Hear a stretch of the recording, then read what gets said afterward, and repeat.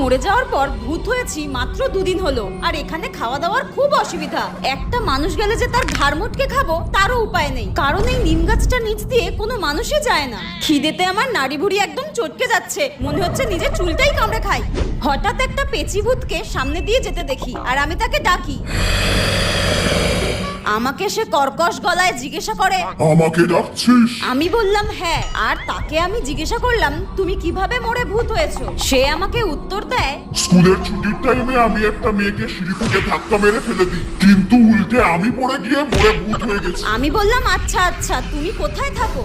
সামনে যে তাল গাছটা রয়েছে সেই তাল গাছের নিচের পুকুরে থাকি আমি, কিন্তু তুই কোথায় থাকিস? আমি বললাম লাইন দিয়ে পেছনে যে নিম গাছগুলো রয়েছে ওখানে আরো ভূতরা রয়েছে, ওদের সঙ্গেই আমাকে থাকতে বলা হয়েছে। পেছনের নিম গাছগুলো?